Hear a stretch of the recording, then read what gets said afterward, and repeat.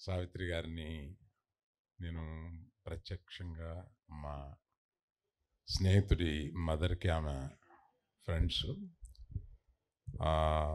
వారింటికి వచ్చినప్పుడు అక్కడ నా స్నేహితుడి కోసం నేను ఉన్నప్పుడు వారిని ఒకసారి కలిశాను. అంతే, నేను చూడడం ఆవిడ్ని. నేను ఇండస్ట్రీకి వచ్చేటప్పటికీ ఆమె రిటైర్ అయ్యి ఆ స్టేజ్లో ఉన్నారు.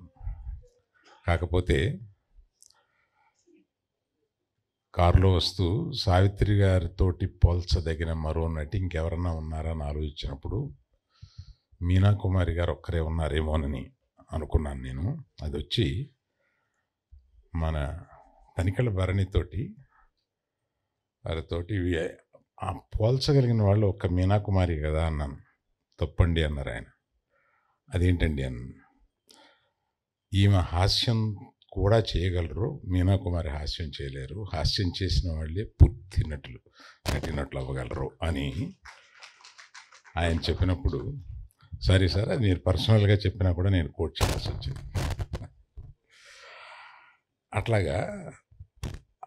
అట్లా ఆలోచిస్తే అంటే ఒక 70 ఏళ్ళని చూస్తే ఒకే ఒక మనిషి అంతటి ఉన్నత స్థానానికి నటిగా వెళ్ళగలిగిన వారొక్కరే అనేది చాలా గొప్ప విషయం. వారికి ఇటువంటి పుస్తకాన్ని ఆవిష్కరించడం, దానికి చిరంజీవి గారు నడుం కట్టుకొని ఈ పనిని ప్రత్యేకంగా ఆయన మీద వేసుకుని ఇలా చేయడం అనేది అది క్యారెక్టర్. ఆయన ఎవరి దగ్గరికన్నా వస్తే అది డిజర్వింగ్ అని అనిపిస్తే ఎంత దూరం అన్నా వెళ్ళడం అనేది ఆయన క్యారెక్టర్. అది అందుకని వారు అడగగానే ఆయన తీసుకొని దాన్ని ఇది కార్యక్రమాన్ని చేసి ఆవిష్కరించేటట్టు చేశారు చిరంజీవి గారు.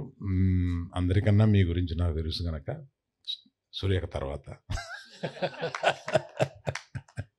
నాకైతే ఆశ్చర్యంగా లేదు. సో అందరూ చాలా ఎక్కువ టైం తీసుకుంటున్నారని కామెంట్లు చేస్తున్నాను. నేను ఇంతకన్నా ఎక్కువ టైం తీసుకుంటే బాగోదు. Thank you.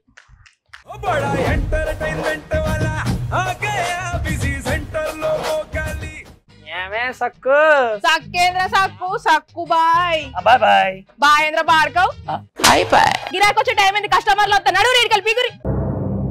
కస్టమర్లు వస్తున్నారు కదా, మాత్రం పొగరు ఉంటది. మరి తగ్గిచ్చేద్దాం పొగర్ని. డబ్బులు కట్టేస్తావేంటి కొంప తీసి? లేదు, కస్టమర్లు ఆపేద్దాం. పదా మరి మన బిజినెస్ స్టార్ట్ చేద్దాం.